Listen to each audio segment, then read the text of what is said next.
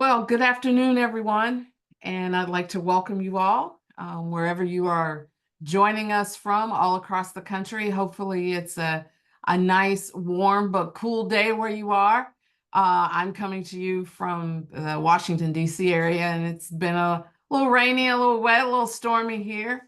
Not quite as steamy today, but I think that's about to start back up again by next week. But hopefully you all are safe and having a good almost end of July 2024. So hopefully you guys are all being safe and enjoying your summer. If you'll do me a favor over in the chat, if you'll list your organization and where you're tuning in from, just so we have an idea as to who's around. I want to shout out to my friend Paula. How are you doing, Paula? Glad to see that you're joining us today. I just happened to see your name come up on the screen. My friend Paula from Sacramento. But I'm Marie Walker, the Chief Operating Officer here at the Core Network, and we're glad that you are joining with us today. All future webinars will be listed on our website, shared on social media, and also in our weekly newsletter called The Crew Leader. So hopefully you all will be able to find whatever that you're looking for, all core related, on part of our social media platforms. Before we jump into today's topic, let's review some quick reminders. As a reminder, please stay on mute during the Q&A session. If you've got questions during the session, just drop them in the chat. We've got folks that'll monitor that chat so that when we do get to the Q&A section, we'll remember those questions. So just drop those questions in the chat anytime during the session. Captioning is also enabled so that you'll be able to see to read the captions. The session, as you all know, is being recorded. And at the end, stay for some important reminders.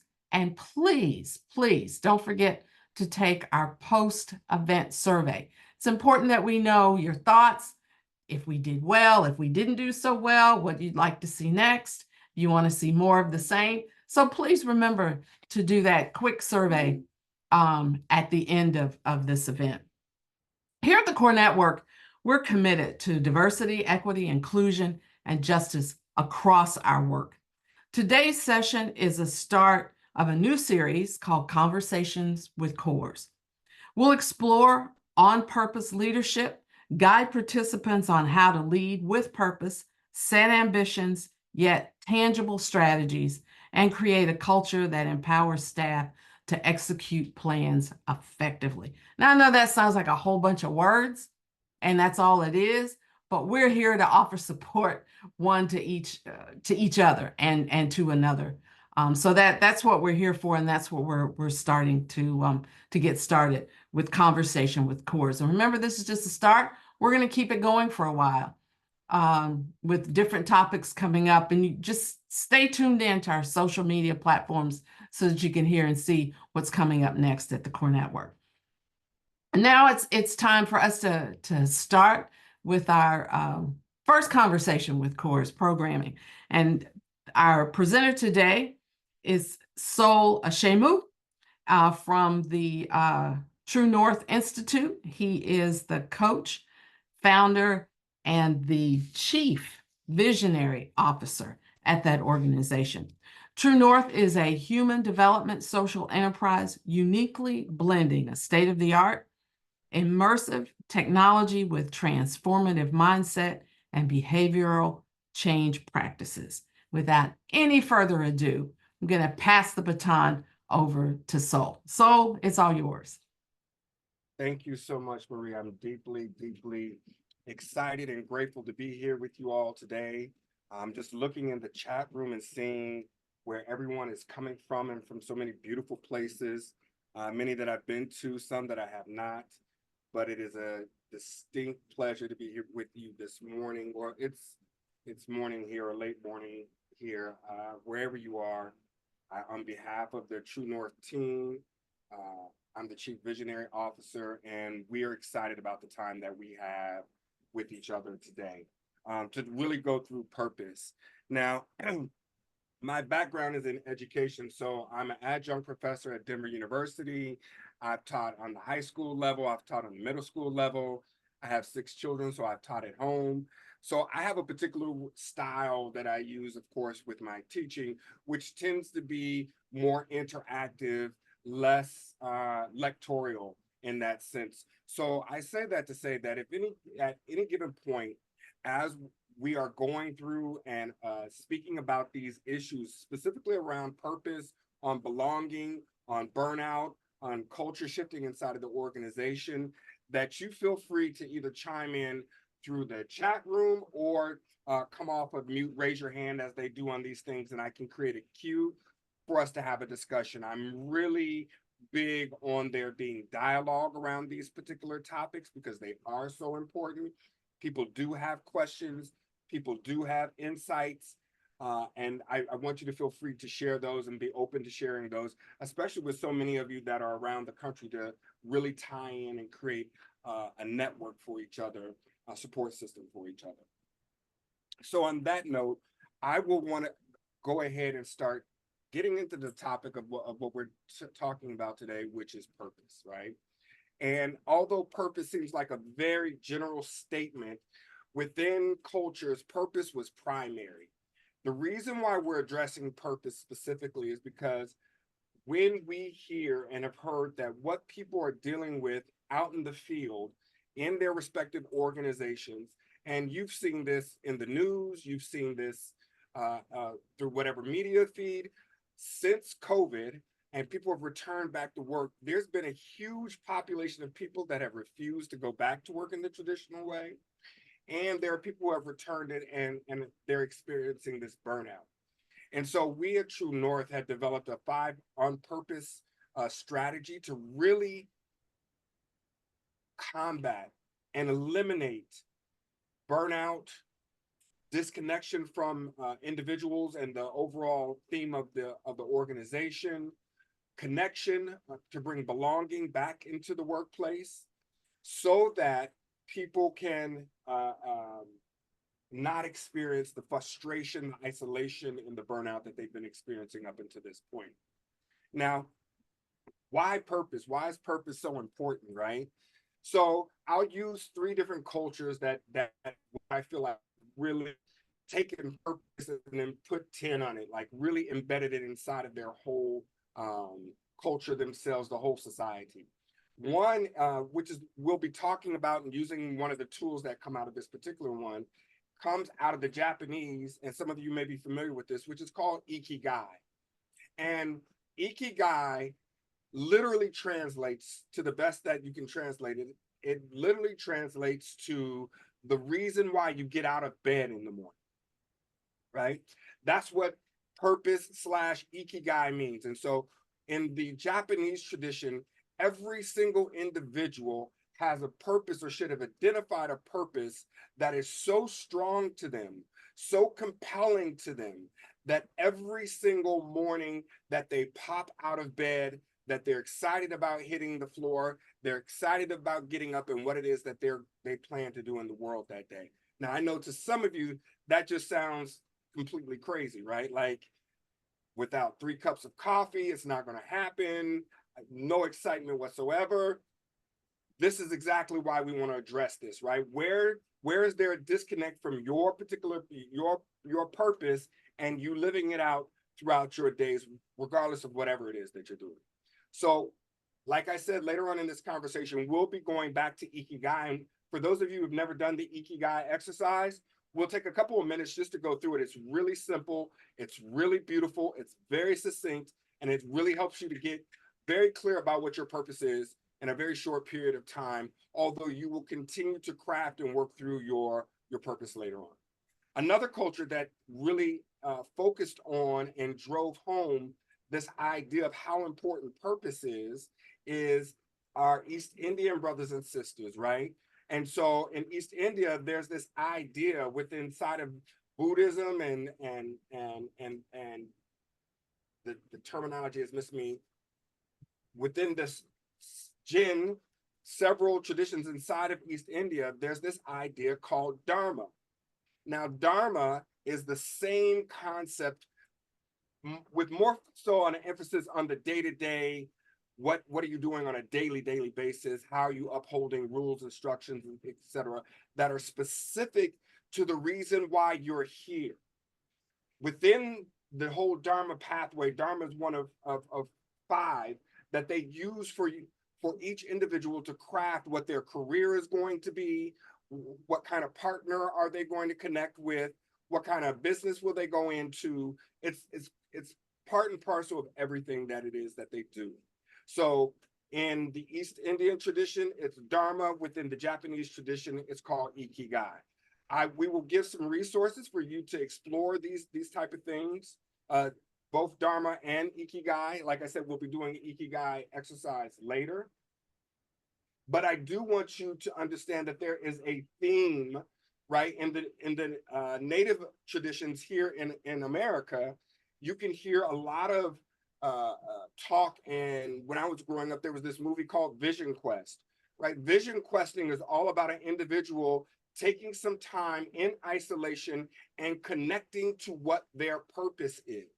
So you can see in all these traditions around the world how central and important it was for the individual first, supported by society, to be on purpose. Now, this is a very foreign concept to a very high degree here in the United States. Why?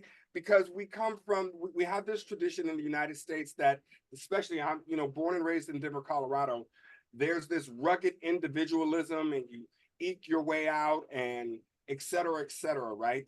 There's no communal aspect really to what your purpose is or how you serve out your purpose, right? So it's a bit of a foreign concept for those of us who are raised inside of America to really tap into this idea of the primacy and importance of purpose as from an individual and an organizational perspective. So I want to make sure I'm tracking right now. If there's any questions about that before I move on to the next piece, please feel free to again, put it in the chat. Let me know. Did I hear somebody come off mic?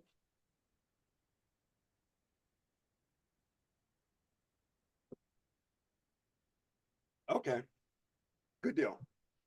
So now what I would like for us to do is to go through the 5 purpose points.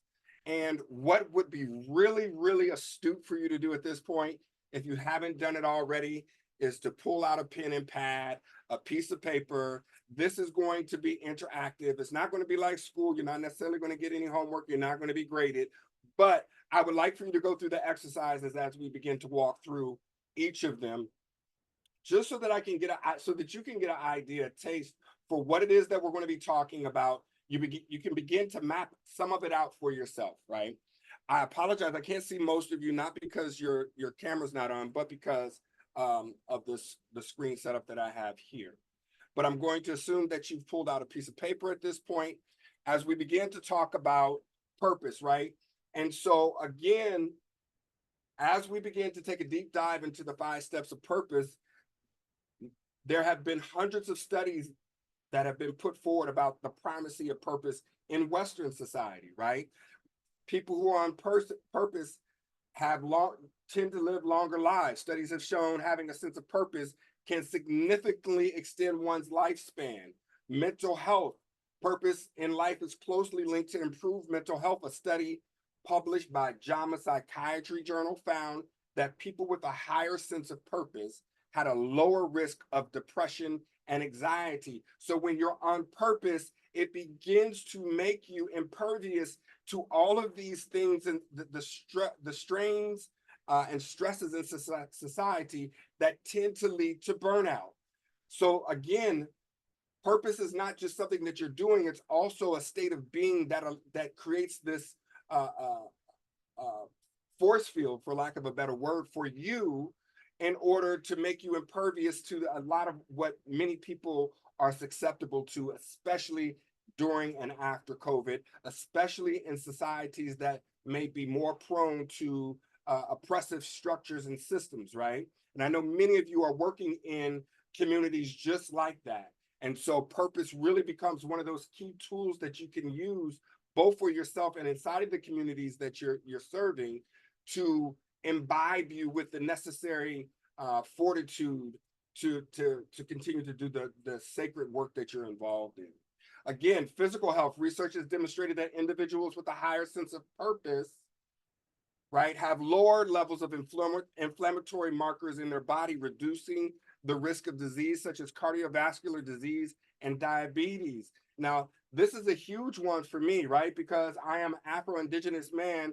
I know that the number one killer of Afro-Indigenous men my age and younger is cardiovascular disease. So I'm always looking, on top of eating right and exercising, looking at things that I can do for my own mental health to fortify me, to make sure that I'm able to continue to serve my community, my organization, my children, my family, et cetera, in the work that I'm doing. Last couple, cognitive function. A study from Psychological Science reported that older adults with a strong sense of purpose exhibited better cognitive function and a reduced risk of cognitive decline. Now, that reminds me, there's an amazing documentary called The Blue Zones. And if you haven't seen this documentary, I really encourage you to go see it, especially because you're an organization that deals so strongly in environmental space, right? But this blue zone, which I assume that most of you, because you're in this organization, already know what a blue zone is. They capture 5 different blue zones. In order to be inside of the blue zones, one of the key markers for being qualified as inside to be a blue zone is that you have to have a longevity, and they measure it by centenarians, right? People who've made it to 100 years of age. The most populations of a 100 in age and older. And so one of the key factors for people to live such a long period of time, 100 years, is that they have a very strong sense of purpose. They are really tied to their purpose. The second marker is that they have a really strong sense of community, which we'll get into because the community is all about the belonging piece. The part of, do we feel like we belong inside of our communities? Do we feel like we belong inside of our organizations that we're working with? You spend 9, 8, 9, 10, 12 hours a day inside of this organization. If there is some type of fracture or disturbance with the feeling of belonging, that will really increase the likelihood of burnout. But we'll address that a little bit later on. And lastly, I'll say, according to a study by Gallup, people who feel they have a purpose in life are 42% more likely to report overall life satisfaction and 70% less likely to experience burnout. So if we don't have any questions about that, I'll be going back and forth. So please, if you're raising your hand or something of that nature in order to add something to the chat, please do so. And again, feel free to add something to the chat room that you may feel relevant around this, right? So this is one of my favorite parts. I have a question. You have your pen and pad out there. I have a question for you to answer. I want you to answer this question both on an individual basis and part of your role that you play inside of the organization that you're in, right? So from 2 perspectives, same question, 2 perspectives. If you had only 30 days left, right, to be on this beautiful planet of ours, what is the very first thing that you would do? And for those of you, feel free to drop some of your answers inside of the chat room. That will be helpful so that I can read some of your responses out. If you had 30 days, right, to live, what is the first thing that you would do? Record some music. I love that. Thank you, Austin. Travel for 30 days straight. I love that. Reread my favorite books. Probably unstoppable hug for my kids, husband. Yes, your familia. Disappear into the woods. Move to Monterey and work at the aquarium. Travel in Panama. Amen to that. tell my family, go to the beach with my family, food tour around the world, travel with my family. I love these answers. Complete all my unfinished quilts.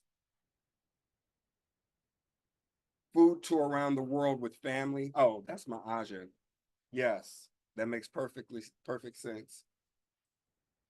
Put in my notice, work world cruise with my family. Leave nothing unsaid. Oh, I love that one, Candace. I love that one. Okay. So actually quit my job, obviously. So now you're starting to get hot. There are two answers that came in the very last part. What they found out is that the number one answer for people who said what they would do if they only had 30 days left to live is to quit their job, right? So you see two people here said it at the very end, quit my job and put in my notice, right? Now, this is very particular to Western society in that people, what they do for work may not, and usually is not connected to their bigger purpose, right? You do your job to make money, you squeeze in the rest of your life and living in other places, on the weekends, on vacations, et cetera, et cetera, et cetera, right? And so what there's to be indicated by that, right, is that I saw a whole list of beautiful things that you would do if you only had 30 days. Now, what we do with On Purpose and being on purpose is how can you marry what's truly, truly important to you with what it is that you do every day when you show up at the job. Most of what people articulated as what they would do are really things that reinforce belonging and connection. And if there is not a culture that has been built inside of your organization of belonging and of being on purpose, then you will experience your staff will experience a very high level of burnout, right? And so what we do at True North is look how to align with organizational leaders to align what their purpose, their personal purpose is with the organizational purpose. So let's go back through that exercise real quick because I told you I wanted you to answer it on two levels. You answered it on a personal level. If your organization, this is where it gets really juicy, you should have a lot of fun with this one, especially you creative types. If your organization was only going to exist for 30 more days, what would you want it to accomplish? What would you want it to be? What would you want it to be remembered as before it left, before it ceased to exist as an organization? Go ahead and take a minute, think of those. Go ahead and type those answers in the chat.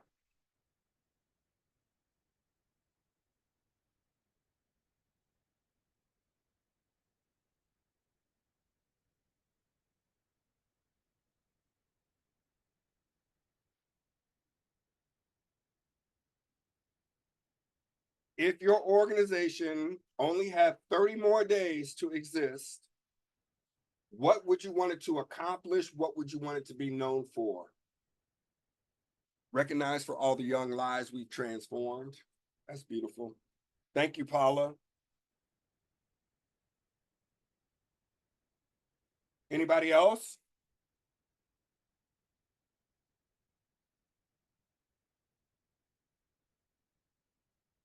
As a place to learn and grow as people. That's Brooke Mize. I think that's the pronunciation of the last name.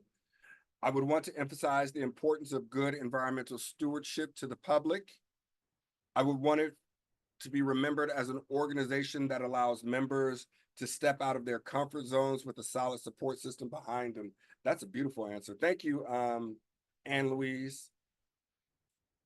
Leaving a legacy of land stewards would be nice to be remembered for. Indeed. Doing the prep work for the next group to make a big change. Legacy work. I love that. I would want everyone to know how amazing the people working for ACE are and how much they care for our members. Beautiful. Now you can start to see the belonging piece really come up now that we've moved it out of the personal space and moved it more into the communal space. Now you're starting to hear these communal responses. I'm wondering if you could pick up on that. Host a blowout community space to love on, encourage, and empower those in the movement to keep going and shift from checker moves to chess moves. I love that. Great answer, Allison. Wonderful. Okay. So now here what we're going to do is go through the 5 on purpose points, right? So take out your pen. Let's go ahead. We're at the 12:30 mark, which is great for us. And let's tackle the first one, right? What are the 5 on purpose steps? The first step is to unearth your purpose. So what we say is to define or refine what you see as your purpose. I don't know how many people on here have a purpose statement. If you don't, you should. We are going to give a resource at the end of this call where you can learn how to craft your own personal purpose statement, right? And your purpose statement should, if you're already cooking with gas, connect to the organization's purpose statement. And where there's differences, there lies creativity of how to connect the two, right? So the first step to being on purpose is to define and or refine your purpose. Now, let me be clear. This is an ongoing process. Many of you are maybe mid-career. That's going to shift. It shouldn't shift that much. We named our organization True North because of this, right? The difference between people in Alaska, I guess they have to learn this like in preschool or first grade, elementary. That group of people is the only people that I've ever asked that question. They know exactly what True North represents, right? But True North represents the difference between going north and True North. True North does not move. It's not based upon it's not based upon the revolutions of the planet. It's based upon the energetics of the planet. So where this would be north, True North is just a little like this, just a little tilt off. And that is what it is for most of us. Most of you are working inside or are dealing with environmental issues, and you know that you're really going north, but you may not be going true north. And that's just a matter of refining and continuing to define exactly what you want. But even more than that, it leads us to step 2, which is what gets in your way of your purpose. This is really juicy. Excuse me. Here's a bonus question. I can't give away any vacations or anything of that nature. I want you to give a guess of what is the number 1 issue that gets in the way of people being on purpose. And you can go ahead and put that in the chat room. What is the number 1 thing that gets in the way of people living and moving and working on purpose? Fear. Brooke, you're doing a really good job. I would be handing out bonus points. Finances. Thank you, Stephen. Self-doubt. Pride. These are all great answers. All great answers. Expectations, right? These are all the types of things that quote unquote get in the way of us living on purpose. Now, let me ask you a Yoda from Star Wars. I'm going to ask that same question, but I want you to pretend I'm Yoda from Star Wars, and I'm asking you this question, and let's see how the answers change differently. So I'm Yoda, and I'm asking you, what is getting in the way of you living on purpose? And what do you think Yoda would want to hear? Or what his answer will be?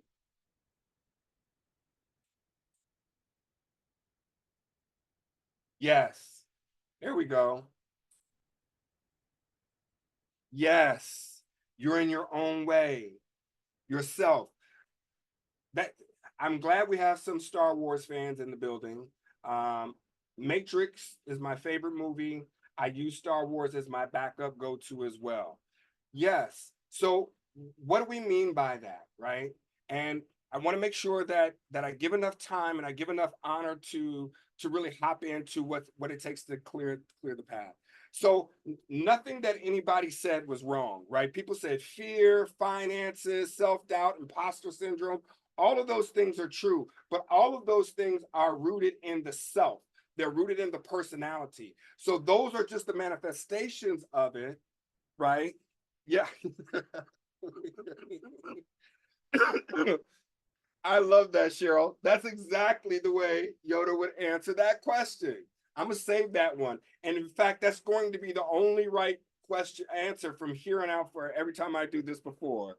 Yes, in the way you are, right? And so the question really becomes, what are the things necessary that you're allowing to get in the way? Now, here's a very interesting thing that studies have been done, and they start to understand about what people allowed to get in the way. And what they allowed to get in the way are their stories, their internal stories about what's in the way, right? So, for instance, what could be in the way for one person does not necessarily stand to be what's going to be in the way for someone else, right? And so if you study Adler psychology, people, and I didn't see this on here, but a lot of times people say trauma is what gets in the way for people, right? Trauma that they've experienced before. And what Adler psychology says is it's not the event that happened to you when you were younger that stands to get in the way or is in the way for you living out a fulfilled life as an adult. What's in the way is the story, the meaning that you have prescribed to what happened to you when you were younger. So many times, when those of us who have traumatic experiences when we are younger, we do the same thing that children who experience divorce do. When you ask a child what is to blame for their parents divorcing when they're young, one of the predominant answers of that is they think they're the ones that are responsible for that. So, in the same way, when we experience trauma, what gets in the way is not the experience itself, it's the meaning that we have subscribed, that we have connected to why that happened to us. The same is true for your finances. The same is true around self-doubt. The same is true. You have a story about self-doubt, right? There's a reason why you think that you're self-doubtful, right? So if I were to talk to the person who said, yes, self-doubt gets in the way, and then I would say, well, what is it that you're doubtful about, right? And they would say, I'm doubtful about my ability to attract finances. But here's the thing about it. You're not doubtful about your ability to not attract finances. You're very confident about the fact that you can attract finances. So self-doubt is not your issue. You're very confident that you are not going to attract. So why not be? So there's a whole psychology about that. I don't want to get too deep into it right now, but I want you to understand that step number 2 is what's in the way. And what's in the, yes, false narratives. Thank you, Matthew. In the way you are, says Yoda. So let's move to step 3. So after you discover what you see that's in the way, after you identify what it is that is getting in the way, right? Fear, self-doubt, too many options, traumatizing, all of it is about your disempowering story, right? Step number 3 is called think as if. Think as if. So this is the part where it's important for you as an individual and an organization to begin to shift your mindset around the issues or the things that you even identify as issues. Right? So what do I mean? What do we mean by think as if? Many people are waiting, and Martin Luther King used to talk about this wonderfully. Many people are waiting for a peaceful world in order for them to be peaceful, right? Many people are waiting for the world to reflect back to them that it is one way before they will allow themselves. And this is the power in the quote, Be the change that you wish to see in the world. Many of us think as if we are waiting for the change to happen from the outside before we will think differently, act differently for the change that we actually desire. And we do this around our purpose. Many of us are waiting for our finances to be in order before we get our finances in order. Many people are waiting for themselves to have money before they figure out how to be good with money or how to be in a great relationship with money. The very thing that you need to have in order to have the thing, you're waiting for the thing to appear and expecting it to occur. I hope you're tracking what I'm saying. So think as if is about developing a set of individual and organizational habits that promote the idea of what it is that you want to become. So let me give you another popular example. We work with a lot of organizations. And when we go into an organization, sometimes when people say, listen, it's not a very trusting environment, right? I can't, the problem with this organization is that we don't trust each other. And so because there's no trust, I'm not trusting, right? So then the question to think as if means what would it take for you to think that this is a trusting organization? Because if you are holding on to the thought that this organization is not very trusting, then you're not going to create the environment for yourself to behave in such a way that is the necessary change. So this goes back to the saying, be the change that you want to see in the world, which brings us to step 4, right? Which is act as if. So step 3 is think as if. Step 4 is act as if. So now that you have the mindset that is necessary to bring forth belonging inside of your organization, to bring about connection inside of the organization, to bring about trust inside of the organization, to bring about the environment that you actually desire and that will get you excited to hop out of bed and to go to work in the morning. Now that you're thinking that way, now it's time to identify how you can purposeful steps where you can act that way. Where you can act that way. And again, many of you or many of your colleagues may be waiting for the situation to change before they change how they are acting and thinking in that situation. And as my grandmother would say, that's bass backwards, right? Meaning that you're not going to be able to wait for a thing of change without changing yourself. Is a doomed mentality. Absolutely doomed mentality. So what you have to do is identify those behaviors, those practices, those habits inside of your organization that build belonging. And then you're going to have to hold on to your seats here. You're going to have to do them. You are going to begin to have to act as if this is the organization that is trusting, that is belonging, that is faithful, that is connected, right? You're going to have to act that out. And many of you are leaders inside of your organization. And this is exactly the reason and the work that you've been put in that position to do. Because a leader, more than anything else, must be first faithful. Faithful because they oftentimes have to think and act in ways that the environment itself doesn't give it reasons or doesn't give you a reason to think and act that way. It may be saying everything different, but a leader stands in front of his team or her team and says, these are my values. I'm going to think this way, and I'm going to prove that I'm thinking this way by acting this way. And yes, sometimes that will leave you initially isolated. Yes, sometimes that will leave you initially ridiculed. Yes, but go back and read any leader's biography and tell me what the common theme throughout anybody that you've ever admired as a leader that has not experienced isolation or ridicule for thinking and acting as if when nobody around them was ready to think and act as if that way.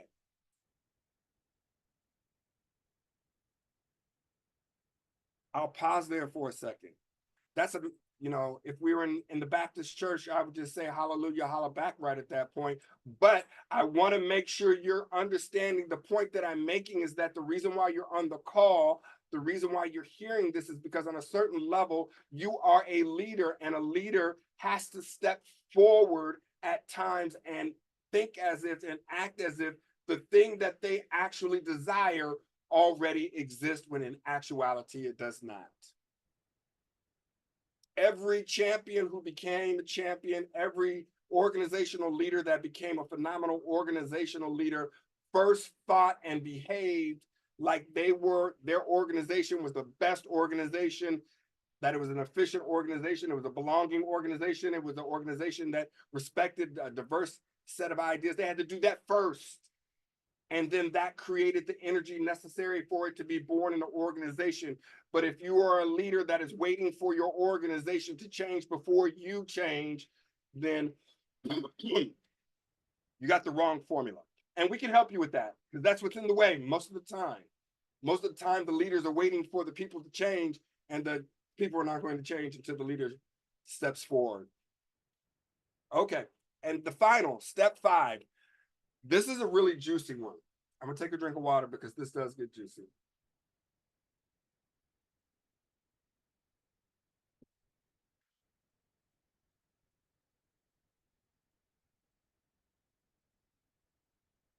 Oh, okay, good deal. Step 5, and then we'll move on to Q&A. Step 5 is all about flow. And because this is an organization that's rooted in nature and environment, flow should be really big to you. My favorite body of water, bar none, are rivers. When I'm feeling tense, when I'm feeling uptight, I always make my way to a river, right? And then I just stare and meditate at it. Fortunately, I'm in Colorado, so there's no shortage of rivers. Flow is extremely important to this 5-step process, because flow is where you let the rest of it go. It's where you plant to see. As conservationists, you'll be able to get this. Let's say you planted a seed, and I want you to imagine, those of you who deal with anxiety, I'm going to give you a visualization of what you may be doing. You have a seed of something that you want to take place, that's something that you want to manifest inside of yourself in the organization. You put the seed inside of the soil, and some of you are so anxiety ridden that every 20, 30 minutes, 2 or 3 days, you dig the seed back up to see if it's growing anymore. You don't allow the process to take place because you are trying to control the outcome. Flow is about planting the seed and letting the process. This is the trust the process. This is where you have to trust the 4 previous steps, where you are letting go and allowing flow to come in. Many of us who come from traumatized communities, many of us who have experienced traumatized childhoods, one of the biggest challenges that happen for us is that there's a lack of faith that our security or that processes are going to work out for us unless we are anxiety ridden and moving it all the time. There's a difference between surviving and thriving. Most of us come from communities that were taught and are steeped in a historical trajectory of survival. But the thing that allows you to survive is not the thing that will allow you to thrive. Those are 2 separate ideas. Those are 2 separate concepts. Those are 2 separate states of being. Once you have survived, now it's time for you to take up a next set of habits so that you can move into thriving. And thriving is a matter of allowing yourself to trust the process and to be in flow, right? And so this is very, flow sounds easy, but flow is really some Yoda type stuff.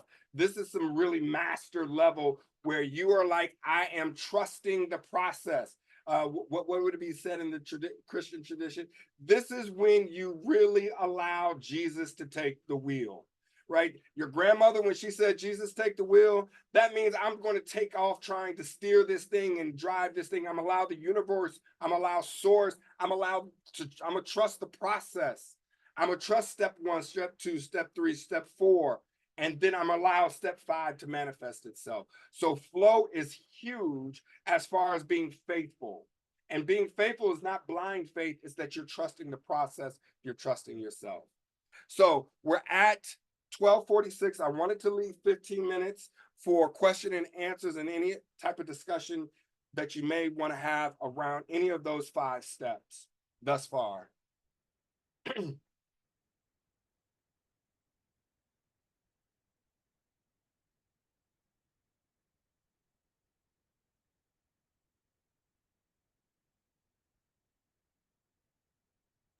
Paula, you're on mute. Oh, sorry. Is it okay just to ask a question or put it in the chat? No, go ahead and ask it. The very first one, number 1, where we define or redefined our purpose. I find a lot of people see that as a negative. They see it as if somehow we are failing, if we've got to now do things differently. And I'm so opposite of that. I believe that everything needs to be refined over time. But I find that it's hard to get, the entire group to come in that direction. It's like, no, it's the old, we've always done it that way kind of syndrome, kind of like, well, what? And I'm thinking, but if we haven't moved the needle, it's time to redefine or just shift differently. How do you get the masses to go along with that narrative? It's not an easy one. Yeah, I hear you. Thank you for the question, Paula. So here's the thing around, and I explained this earlier. This is a concept that's really easy for people who work on boats or have been on a boat. When you set out to go on a journey on a boat, you have a compass and you set your direction there. But the whole time that you're on that journey, you have to continue, and I'm not a sailor, so forgive me if I don't get the words right, but you have to tack, right? You have to you have to move with the wind moves. You have to see where the currents are moving. So there's a constant moving of the sails for moving. You're going in the right direction, but to get to the exact destination is going to often require for you to, oh, great. We got till 3:30. Wonderful. You're going to have to continue to move your sails, right? And make adjustments as you're going along the way. There's nothing that is sitting in the universe just in a permanent space that doesn't require, when we're in relationship to it, for us to have to navigate to it, right? So the way that what I hear you addressing is also a deeper issue that it sounds inside of the organization around trust. Sounds like there's some trust issues that are maybe happening there, where people are not faithful, and maybe they dealt with some past experiences that is getting in the way, step 2, of them thinking as if and acting as if and moving into flow. So a lot of times what we do when we come into organizations, into groups, is we will spend a week, 2 weeks, 3 weeks just on step 2. Because to your point, Paula, it really does get in people's way. It does not allow them, and they will not move from that space until you can properly address the specific dynamics that may exist inside of that organization or inside of that individual that are keeping them locked in a space, in a place that will not allow the boat to adjust, or they won't go on the journey with you all together. Mm-hmm. I hope that answers the question. I appreciate it. Thank you. Yeah. And again, anybody else has a question, please you can either come off of mute and ask the question, and or text it into the space.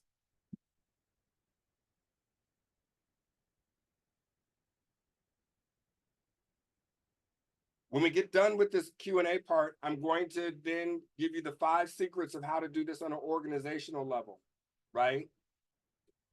But I want to make sure that everybody's up to speed before we move into that last part.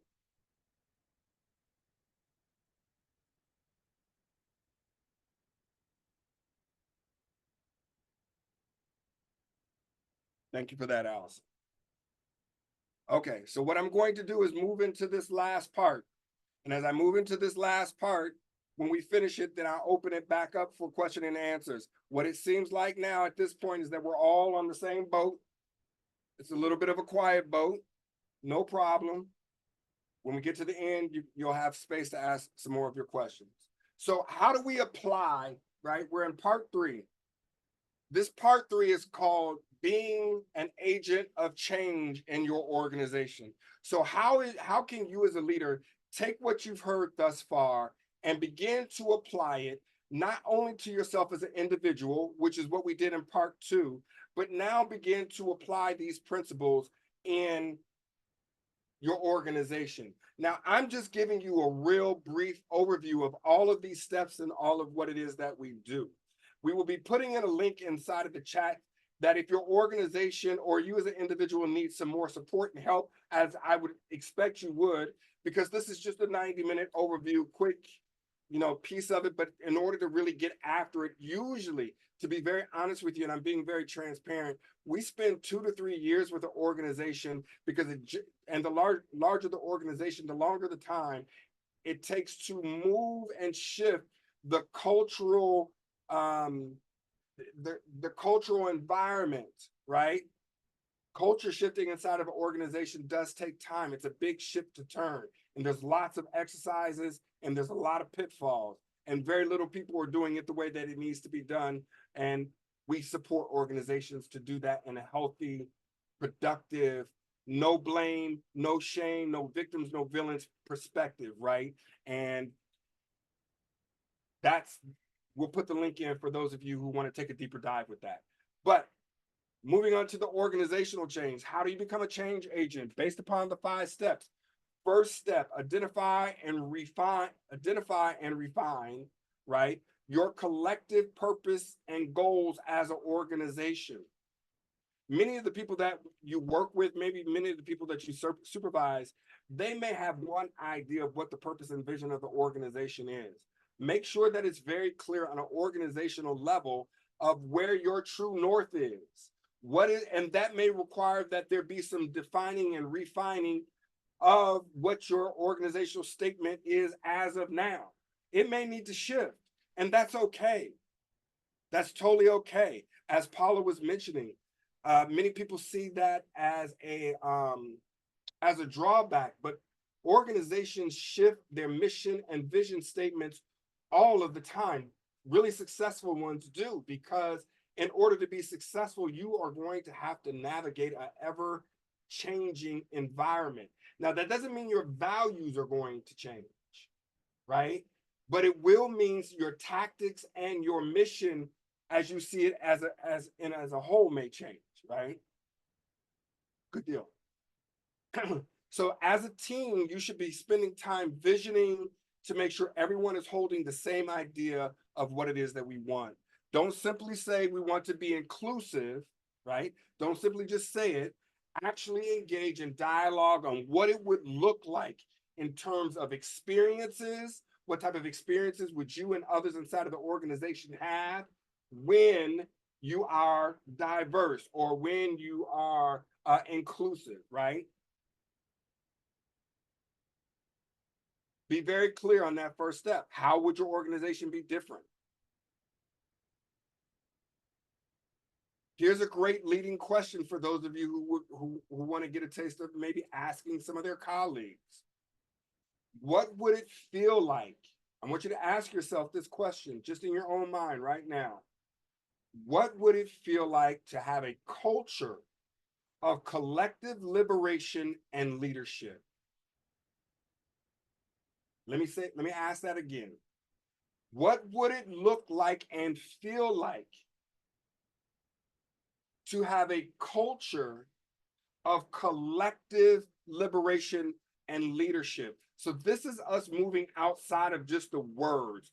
What does it feel like to show up inside of an organization that has a culture where it is embedded inside of the culture itself, to constantly hold this idea of collective liberation, collective freedom, right? And leadership.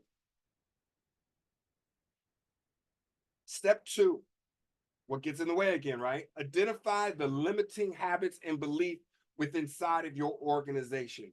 Now, the best way to do this is to identify patterns, right? When you go into a doctor's office, one of the first things that a doctor will ask you is what your family history is. Why does he ask you that question? Because problems are usually show up in pattern.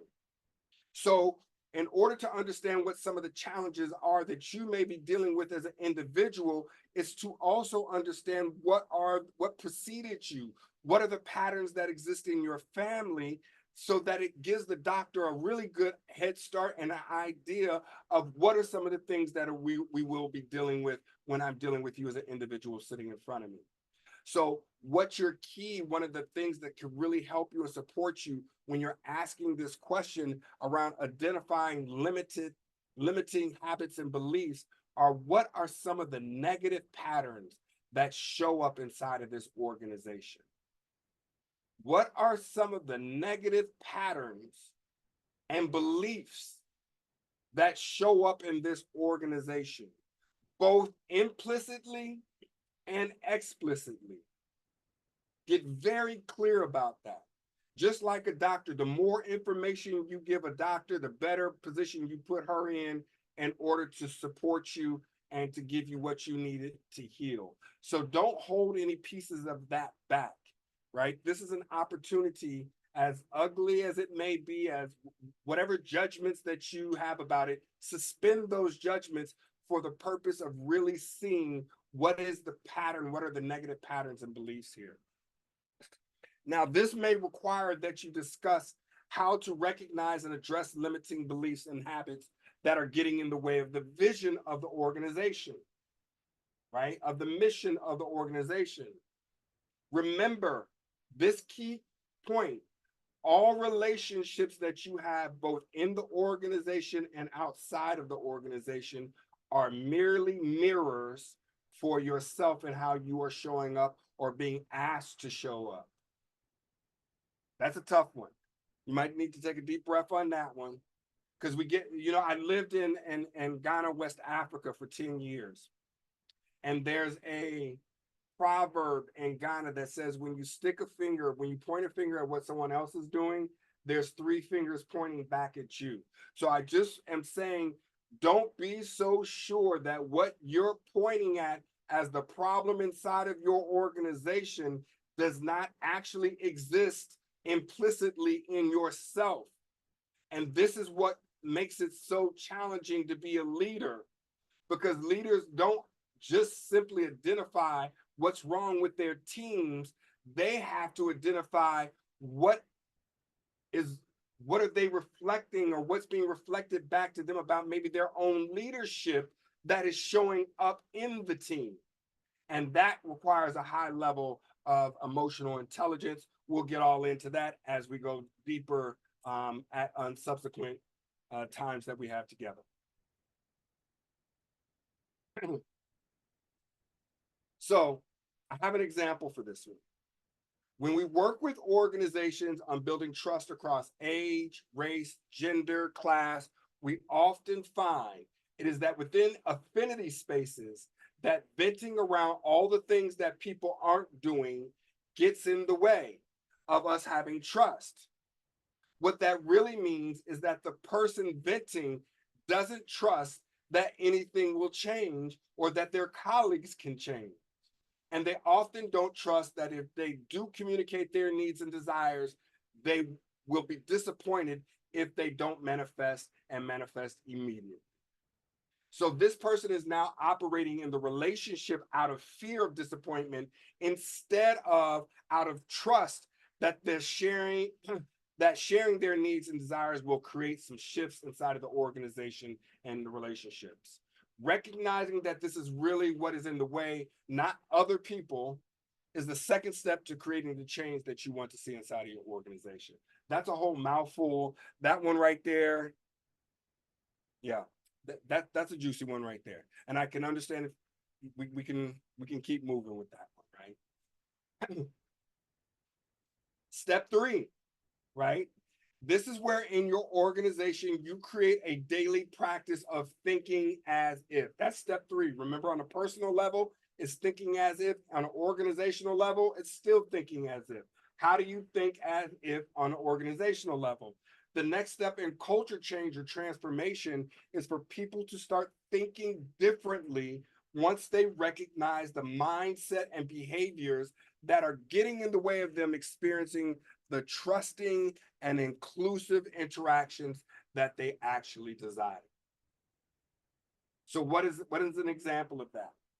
With this reframe we explained around what is getting in the way of trust, the next step would be then to look at your own internalized messaging and recognize that there is power in visualizing what you desire and communicating that desire to your colleagues and changing the internal messaging from I don't matter, what I need doesn't matter, to I do matter. And when I share my needs authentically, those around me will feel more connected to me and we will build trust together.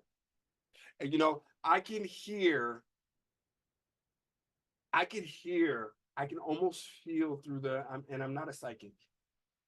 There's always a certain level of pessimism that comes along with these ideas at a given point. And I want you to be very clear and just notice the resistance that you even may have to even thinking differently or thinking that your organization could be different. And don't judge yourself around it. There's no judgment about it. There's no shame or blame that those feelings or thoughts are coming up for you. Like, oh no, we've tried to do this thing 25 ways to Sunday, and they're always just notice those things coming up for you without judgment, but understand that that's the patterns that we're talking about, right? That must be addressed and must be removed so that they're no longer in the way. So that's the daily practice of thinking as if. Step 4, create daily purposeful actions. We call these DPA, daily purposeful actions. Discuss the importance of daily purposeful actions in your organization and how to implement them. For example, once that person shifts their mindset, they can start to adopt different actions that they will do each day. The key is micro shifts. And micro shifts is huge as far as what we do at True North. Many people want to come in and do these huge sweeping measures.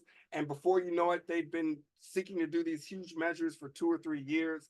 And what we've learned about people's psychology is that micro shifts are the key to making changes.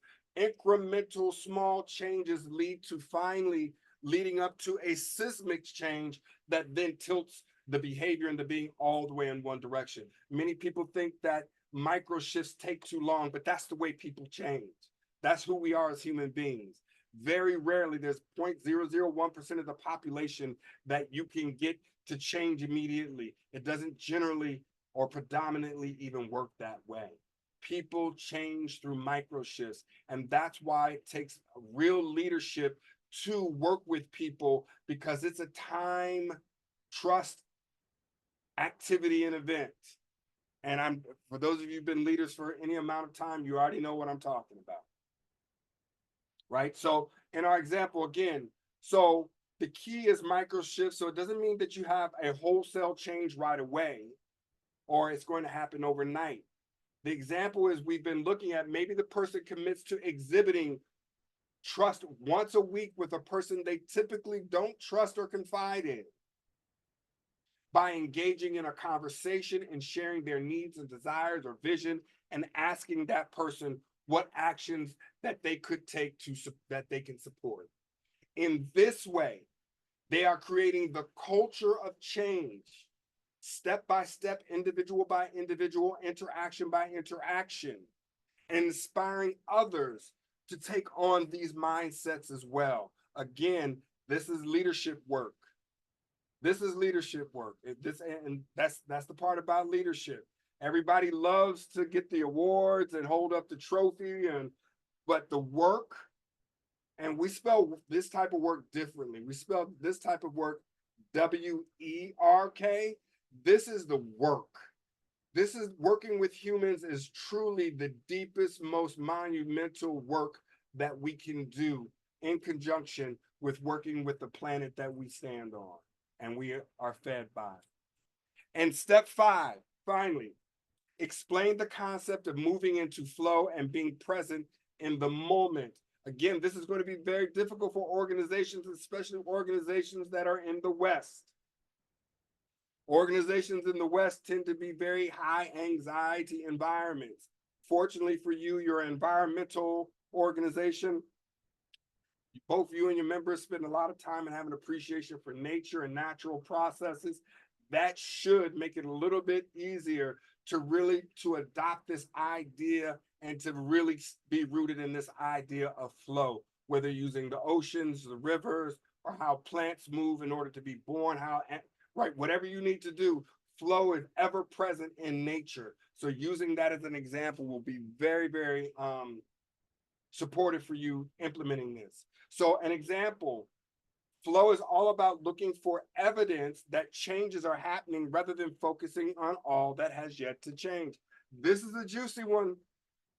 That's a whole mouthful that I just said. I want you to hear what I'm saying again. Flow is about looking for evidence of what you've done in step 1, 2, 3, and 4, looking for evidence that it's actually happening. Why? Because what you focus on grows. Where attention goes, energy flows. So if you're focused on what the issue is or what the problem is, you're going to grow that problem. If you're focused on watching and observing just micro shifts inside of your organization and rewarding those and acknowledging those, then that's what's going to grow inside of your organization.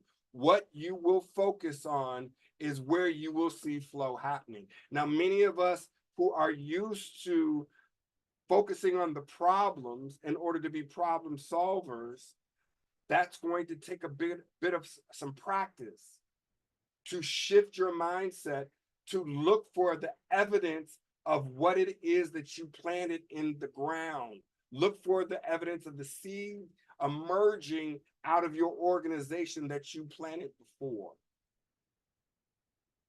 So, those are the 5 steps again. I know I've talked a lot. This is apparently how it usually goes down. So I won't call on you and do the whole professorial thing and make you talk or you stand up in front of the class and give a presentation. Excuse me. But I would like to hear some feedback for those of you that, thank you, Stephanie. Oh, that was some time ago. Any other thoughts, ideas, feedback, questions that you have about the on purpose step, about how to implement culture change, culture shifting inside of your organization? You should have a pretty good idea of where burnout is coming from. Burnout happens when people are not connected to their own personal purpose and to the purpose of the organization. That's where burnout comes from, right? And so I want to hear your thoughts, ideas, or questions that you may have in these last few minutes that we have together.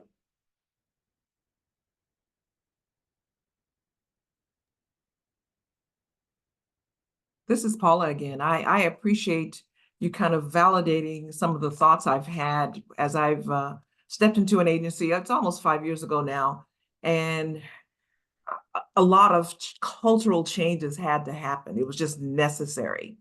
And as hard as it was, I'm one of those cheerleader type of people where I always focus on, well, what did we succeed in? And I had a lot of naysayers like, well, but we haven't done this yet and the other. I now understand how I can kind of picture that. You laid it out so well. I went, okay, so I haven't quite lost my mind. What we're doing is, it makes sense to focus on what we have succeeded in and not always worry about what we still yet have to do. I'm going to use your words, goodness gracious, and be very bold in it, as if I weren't going to be anyway. But I now have someone I'll say, aha, I've got support here. This helped me to understand that it really is good to repurpose what we have always thought was our mission statement or our purpose statement and now know that that's fine. That's a biggie for us. So thank you. Thank you, Paula, for that. I really appreciate it. And I got your back if you need me to roll with you to your meeting. Oh, I'm not going to let this resource go away now that I've met you. Thank you. Yep. Anybody else?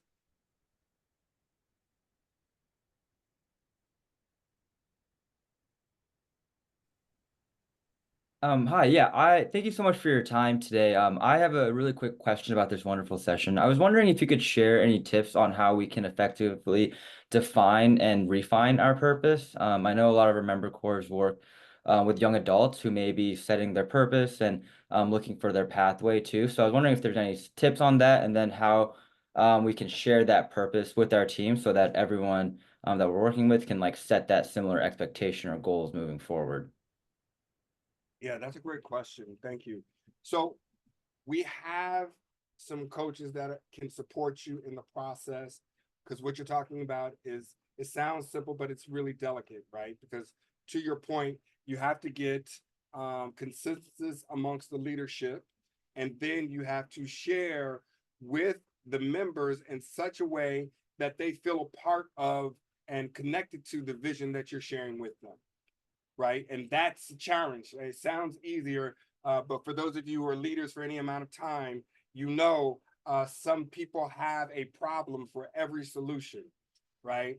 And so what you want to really make sure you do is go through that process meticulously, get as much input as possible, explain your thinking around why you're making the decisions to include particular words or phrases or ideas or visions. Be very transparent about that process. Being a leader oftentimes requires that we hold a certain level of vulnerability. Oftentimes we think leadership is this McCarthy, general type of where you just bellow down answers and everybody scrambles and responds to you. But leadership is really about being vulnerable, that you may not have all the answers, but all the answers are in the room.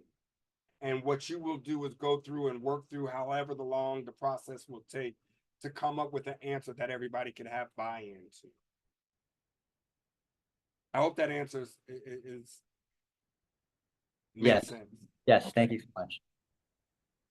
There's a question here in step 4. What's an example of daily purposeful action among individual teams and organizations as a whole? Well, that depends on what the problem is. That depends on what the challenge is, right? So you want to, if there is a issue around trust, then you want to build a trust building daily exercise that addresses trust. If there's an issue around people not feeling valued when they speak out, then you want to create things around that. So what your daily purposeful action is actually the opposite of what step number 2 is, as far as what's in the way. If what's in the way, so for instance, if what's in the way is open communication, then your daily action needs to address what's in the way, which means you'll have some type of activity on a daily basis that helps people to be more communicative, feel like it's a safe environment to speak. Maybe avenues and venues where people can do that on a regular basis, where that's a chat board or a team meeting weekly or smaller team meetings, et cetera, et cetera. Excuse me. Any other questions?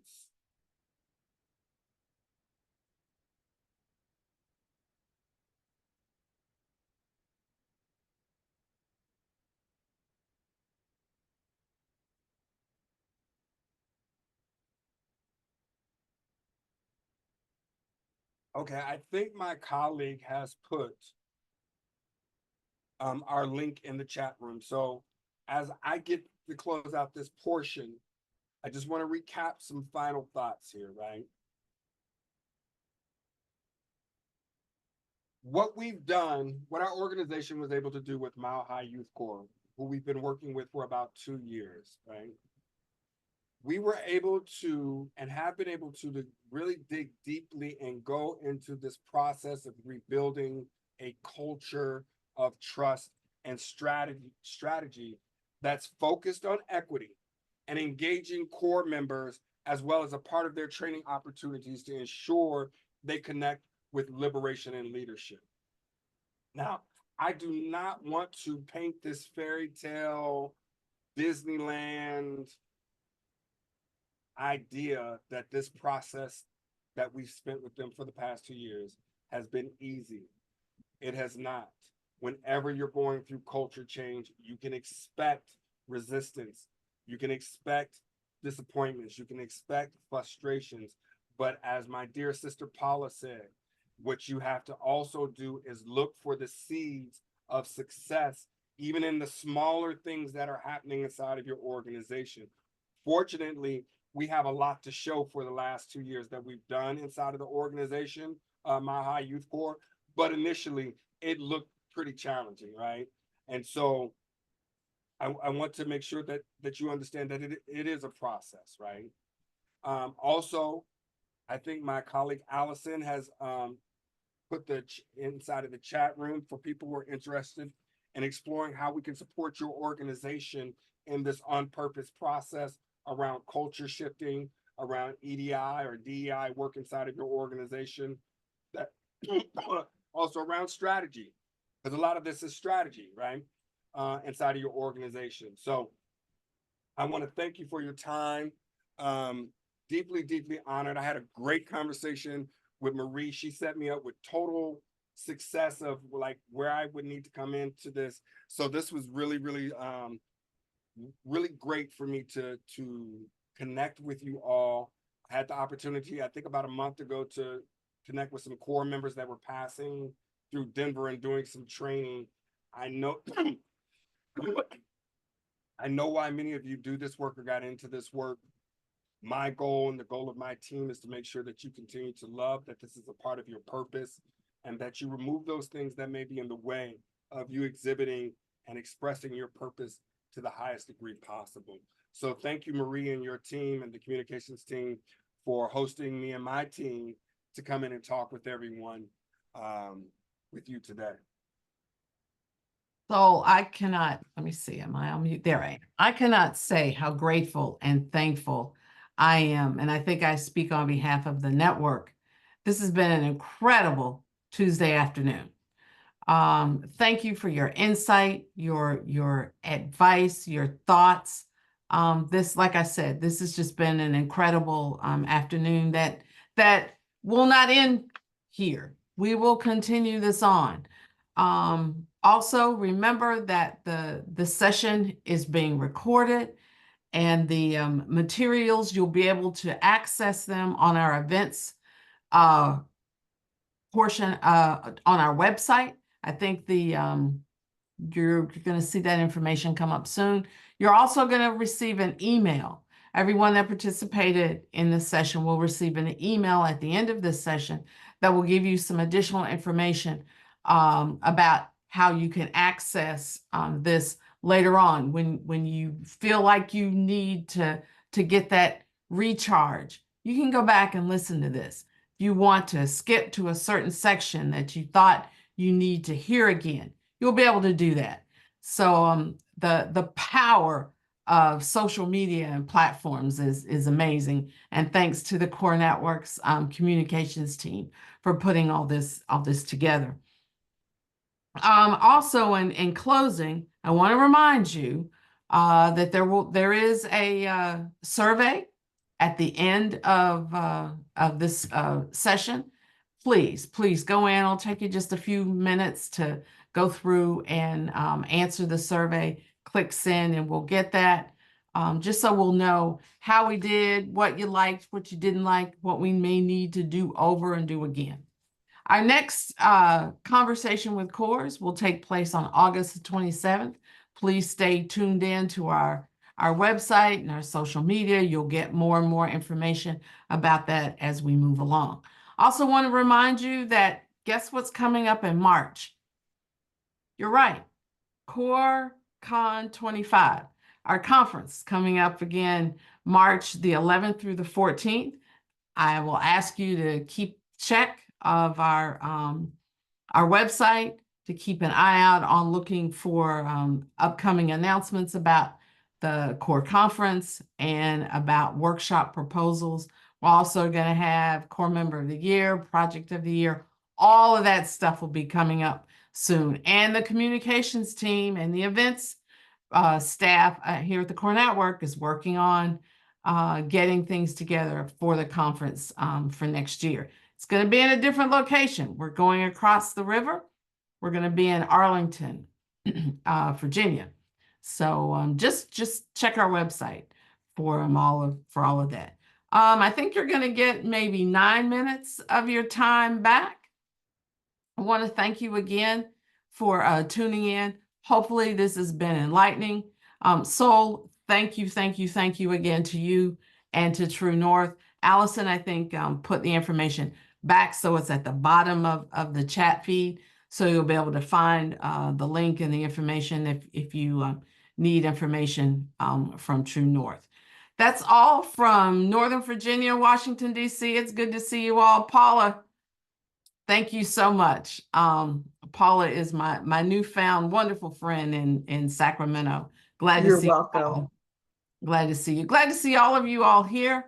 We'll be together again. August 27th will be our next session of conversations with CORES.